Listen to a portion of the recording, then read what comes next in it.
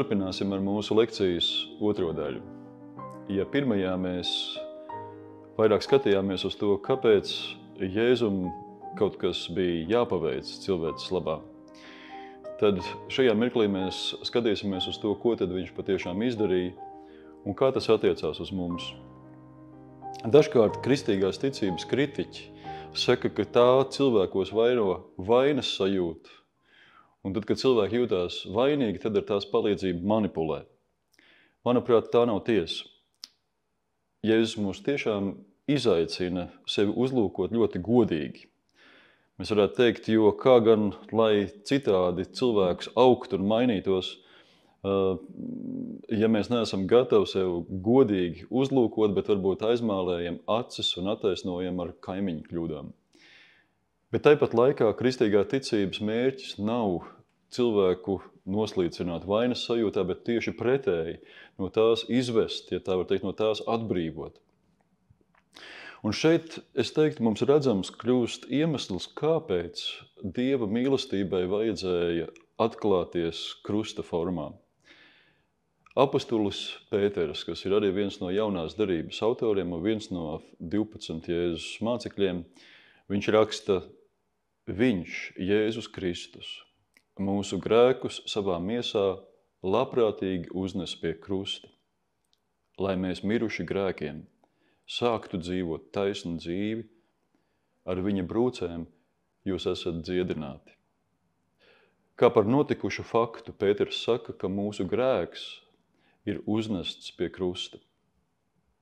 Šodien bieži cilvēki krustu uzlūko kā tādu skaistu, varbūt rotas lietu, bet Jēzus laikā tas bija nāves soda izpildīšanas rīks, kur parasti pielietoja smaga nozieguma gadījumā. Kad sods bija izpildīts, tad taisnība bija atjaunota. Līdzīgi, ja mans grēks, kas mani šķīra vai attālināja no Dieva, ir uznests pie krusta, tad starp mani un Dievu taisnība ir atjaunota. Kādā vietā Pāvils to saka citiem vārdiem: Dievs Kristu pasauli ir samierinājis. Tieši tur arī rodās iespēja pārmaiņām, jeb citādām attiecībām ar cilvēkiem un citādām attiecībām ar Dievu, citādai dzīvei. Lietojot Pētera vārdus, šī iespēja izpaužās tā, ka mēs varam mirt grēkam un sākt dzīvot taisnu dzīvi, jo dēļ viņa brūcēm mēs esam dziedināti. No mūsu redzes punkta mēs teiktu, ka tas ir neticami dāsni no Jēzus, absolūti netaisni. Jo kāda gan viņam daļa gar maniem grēkiem. Un tāpēc šeit ir vērts pieminēt jēdzienu, par kuru atcerieties uz priesteru mopēda, jūs otrajā lekcijā iepazīstināja mācītājs Vilnis, un par kuru katehēzes kursā noteikti jūs dzirdēsiet vēl vairāk. Runa ir par Dievu trīsvienību. Dievs sevi Bībelē atklāja kā Tēvu, Dēlu un Svēto garu. Viens Dievs, trīs personas, viena būtība, trīs izpausmes veidi. Un kāpēc tas ir svarīgi pie mūsu tēmas? Jo tas nozīmē, ka grēku pie krusta nav uznesusi kāda cita trešā nevainīgā puse, šai gadījumā Jēzus, bet to ir izdarījis pats Dievs. Teoloģijā to mēdz apzīmēt ar jēdzienu vietnieciskā nāve, kuru Jēzus personā uzņemas un piepilda pats Dievs.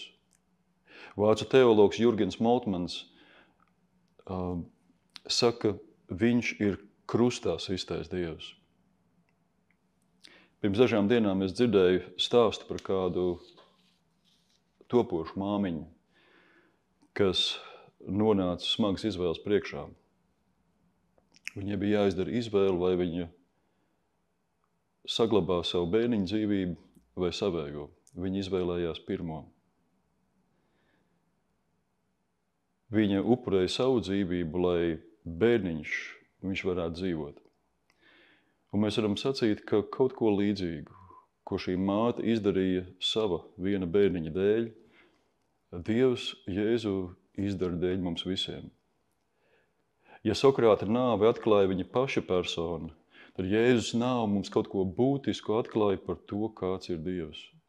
Proti, viņš nevis vienkārši noskatās uz to, kā grēks mūs taisnīgi attālina no viņa, piesārņo mūsu dzīves, ievaino mūsu attiecības, vairo mūsu vientulību un bailes, kaunu un vainas sajūtu, bet viņš izlīdzina cilvēku ar sevi. Proti, Dievs pats rada iespēju piedošanai un draudzībai starp sevi un cilvēku. Un šeit atcerieties mūsu jautājumus, kurus es aicināju ik pa laikam sev šīs lekcijas laikā uzdot. Kāds ir Dievs, kurš sevi atklāja Kristus personā? Ko es par viņu domāju? Un kā tāda Dieva priekšā es jūtos? Mums šī iespēja ir dota par brīvu, jo ar ko gan mēs varētu izpirkt savu netaisnību, ko mēs esam dzīvē sastrādājuši. Vai varbūt ar ko mēs varētu risināt visu to piesārņotības problēmu, ko mēs esam paveikuši. Un tāpat laikā tā nav lēta iespēja, jo Dievam tā maksāja ļoti dārgi.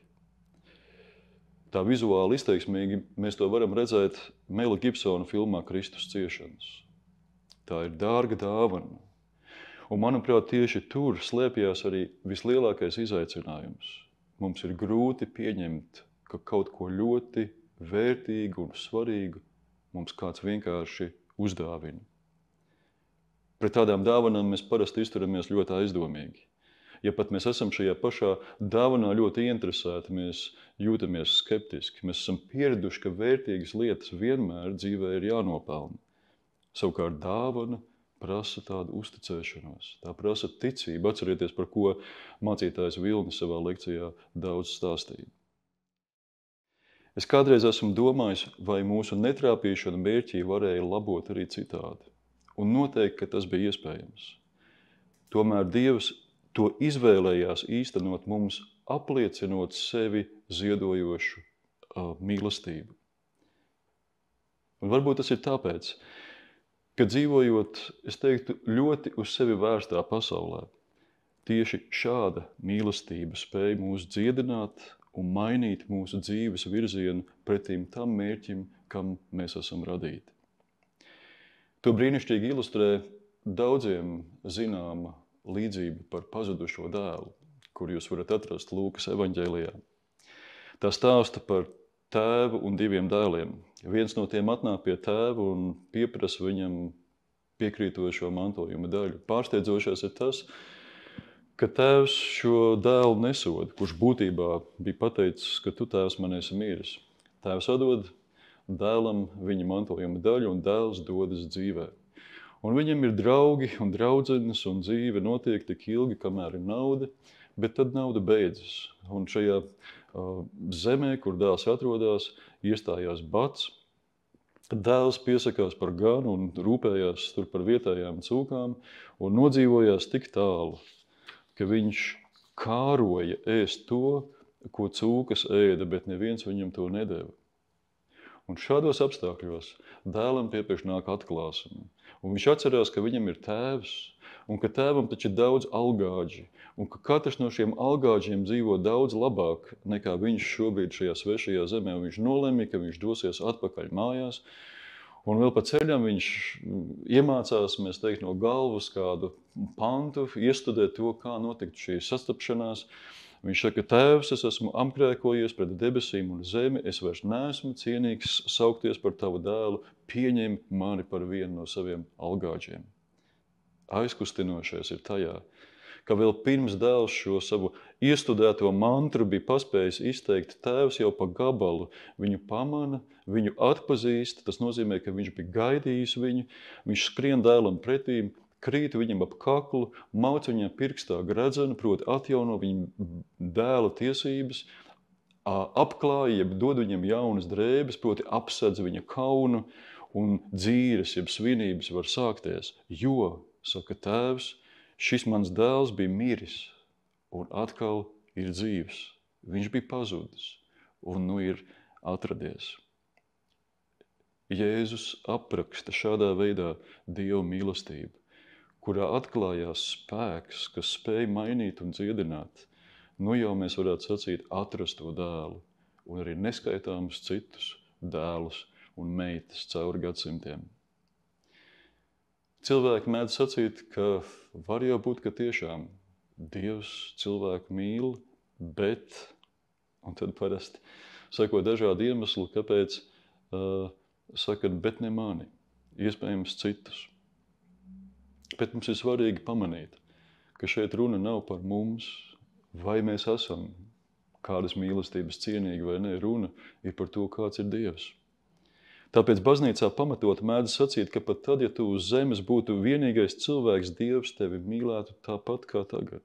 Pirmkārt tāpēc, ka tāds ir Dievs, un otrkārt tāpēc, ka tu esi viņa gribēts, un tāpēc viņam esi vērtīgs un dārgs.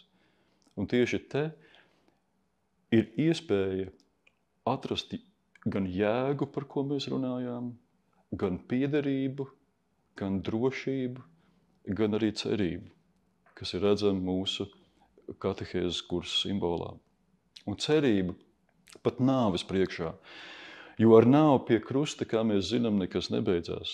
Jēzus stāsts turpinājās ar augšām celšanos. Lasot evaņģēliju, var likties tā, ka toreiz, tai Golgātas kalnā, Jēzus un Dievs cīņu zaudēja. Bet tad kaut kad vēlāk, tur 3. dienā, Dievs veica kādu prettriecienu un galu galā svinēja uzvaru. Taču patiesībā augšām celšanās notikumā redzama kļuva uzvara, kas notika jau tajā brīdī, kad Dievs bija gatavs sevi ziedot dēļ tā, ko viņš mīl, proti dēļ mums, dēļ cilvēka. Es reiz lasīju interviju ar Zigfrīdu Muktupāvelu, un viņš šajā intervijā mēģināja paskaidrot, vai viņš ir optimists vai pesimists, un viņš gribēja izskaidrot atšķirības starp optimistam un pesimistam. Viņš teica, tad, kad pesimists ieiet kapos, viņš visapkārt redz tikai krustus, dažādi izmēra krustus. Bet tad, kad optimists ieiet kapos, tad viņš redz tikai pluszīmes. Mēs varētu sacīt, ka Dievs Jēzu mums dod iemeslu būt optimistiem arī nāves priekšā. Tas nav zaudējums. Kā pārsteidzoši kādā vietā saka apostolis Pāvils, viņš saka, mirt man ir ieguvums. Līdzīgi daudz gadsimts vēlāk māte Terēze sacīja, es gaidu to brīdi. Kā apostolis Pāvils, kā māte Terēze un kā mēs varam būt droši par to, ka šis kristietībai fundamentāli būtiskais apgalvojums, ka Jēzus ir augšām cēlies un dzīvs, ka tas ir patiess. Un par šo jautājumu jūs noteikti varat atrast plašu literatūras klāstu. Bet lasot šīs grāmatas, parasti mēs redzam, ka tur ir runa par tukšo kapu, par aculiecinieku liecībām, par viņu sastapšanos ar augšām celto, bet tas, ko es šeit gribētu varbūt izcelt visvairāk, ar neparasto kristietības straujo izplatīšanos jau drīz pēc Jēzus nāves. Bet galvenais iemesls bija tas, ka viņi varēja rādīt Jēzus dzīves un mācības iezīmēto ceļu un sacīt, jūs tajā ar viņu varat būt kopā. Un šo vairāk kā 2000 gadu gaitā tā ir bijusi neskaitāma cilvēku pieredze. Un tā skaitā tā ir arī mana pieredze, kas aizsākās jau vairāk kā 30 gadus atpakaļ ar 2 maniem draugiem, kas man uzaicināja uz līdzīgu kursu, kā šobrīd piedalāties jūs. Un es atceros, man toreiz ļoti aizrāva lekcijas un mācītājs, kas tās pasniedz. Īpaši viena lekcija par baušļiem. Un, kad es to klausījos, es atceros, arī kā tāds jauns un diezgan pašapmierināts vīrietis, es piepeši ieraudzīju tādas tā kā savas izaugsmes iespējas. Es varu vēl kaut kur attīstīties. Es izrādos, varu būt labāks cilvēks. Un es arī centos tāds būt, un kaut kas man arī sanāca, un, kā teikt, mana pārliecība par sevi tikai auga. Man ļoti patika tas viss process, es sāku doties uz dievkalpojumiem, un tā es nonācu uz kādu īpašu dievkalpojumu, ar ko sākās baznīcas gadā gavēņu laiks, tā ir pelnu trešdiena, un šajā dievkalpojumā neparastā kārtā mācītājs nesacīja sprediķi, bet lasīja tā saucamo dvēseles spoguli, kas ir uz baušļa pamata izveidots tāds jautājumu apkopojums, kas cilvēkam palīdz izmeklēt savu sirdsapziņu. Un man pārsteidza šo jautājumu tāds tiešums. Nu, piemēram, tur bija jautājums, vai nav kas tāds, kam tu klausi un ko godā un uz ko paļaujies vairāk nekā uz Dievu, piemēram, zinātni, talantu, pieredzi, naudu, mantu, stāvokli vai darbu. Vai esi sitis vai apvainojis ar asiem vārdiem savus vecākus? Vai neļaujies nešķīstām iekārēm? Vai pārliecinies, ka tavā īpašumā nav zaktu lietu? Un es atceros, gandrīz uz katru jautājumu man bija atbilde jā. Es piepieši ieraudzīju tik daudz lietas, ar kurām es savu nepārāk garo dzīvi biju piesārņojis. Un tas patiešām spied, ja tā var sacīt. Bet no otras puses, es beidzot sapratu un ieraudzīju, kāpēc man Dievam ir jālūdz piedošana. Es ieraudzīju tam iemeslu. Un tik patiesi un tik godīgi es to nekad nebiju darījis. Lekcijās es kaut ko toreiz biju dzirdējis par tādu jēdzienu kā par grēksūdzi. Līdz tam man tas dažādi iemesli dēļ nelikās īpaši aktuāli. Bet pēc šīs pieredzes, beidzoties šim dievkalpojumam, es piegāju pie mācītāja un vaicāju par grēksūdzi. Mēs vienojāmies par laiku, un pēc pāris dienām, kad es biju tam sagatavojies, es devos ceļā uz baznīcu. Es to saku tāpēc, devos ceļā, nevis, ka bija ļoti tālu jāiet, bet ka tas bija smags gājiens. Es atceros, cik grūti savas tādas vainas un kauna nospiestam bija atvērt baznīcas durvis un ieiet baznīcā. Un tad bija grēksūdze. Un tur patiešām kaut kas būtisks notika un mainījās. Es piedzīvoju, ko patiešām nozīmē vārdi, ka Jēzus saka, patiesība jūs darīs brīvus.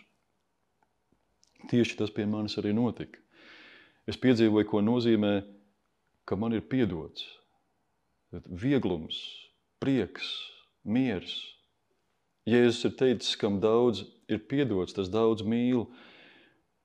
Manī pret Dievu pamodās kaut kas jauns, ko es iepriekš nebiju piedzīvojis. Es viņu mīlēju nevis tāpēc, lai no viņa kaut ko dabūtu, ko, piemēram, piedošanu, bet tāpēc, ka es to biju piedzīvojis, es biju to saņēmis. Mācība par to, ka Kristus ir miris par maniem grēkiem, pārtapa par manu pieredzi.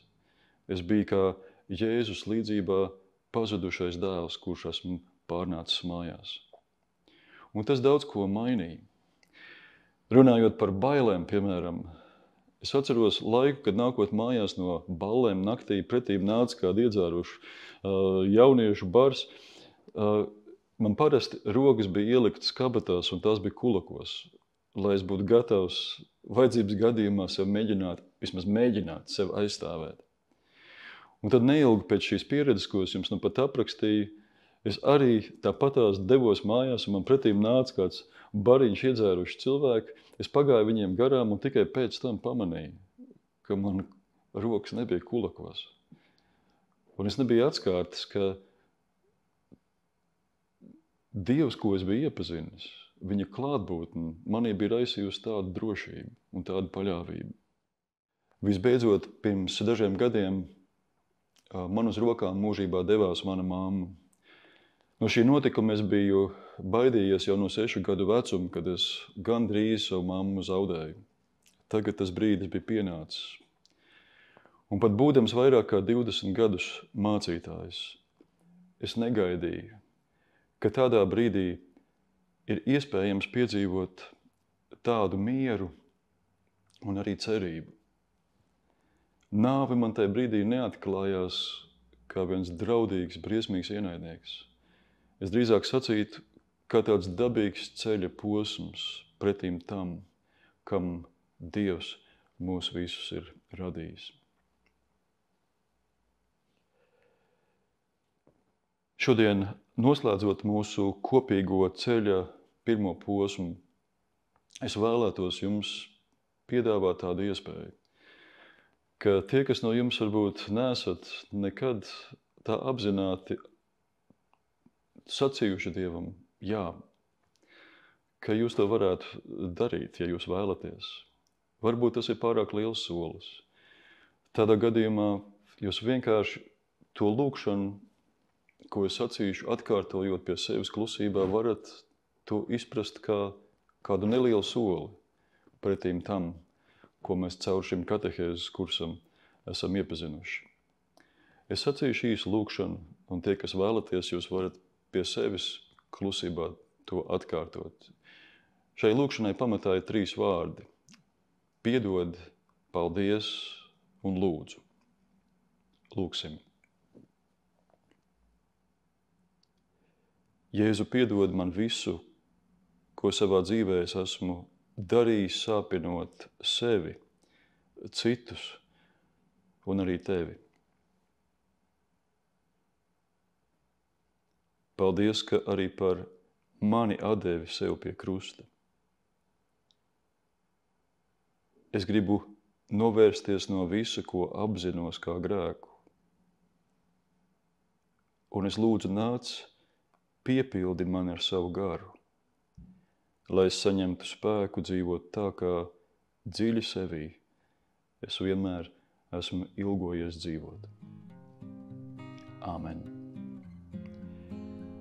Ja šis katehēzes kurs, ievadkurs, jūs ir ieinteresējis šo ceļu turpināt un kristīgo ticību iepazīt dziļāk, tad mans iedrošinājums, ja mūsu kopīgais iedrošinājums ir atrast jums tuvāko draudzi vai būt kā citu iemeslu dēļ jums piemērotāko draudzi, sazināties un noskaidrot, kad ir tuvākais katehēzes kurs. Sazinoties jūs droši varat sacīt, ka jūs esat izgājuši mūsu baznīcas katehēzes ievadkursu. Un varbūt, ka jums noder šajā draudzes atrašanā arī mūsu baznīcas mājaslapa, tā ir lelb.lv. Tur jūs varat atrast informāciju par visām mūsu draudzēm, kontakta informāciju. Lai Dievs jūs svētī šajā ceļā.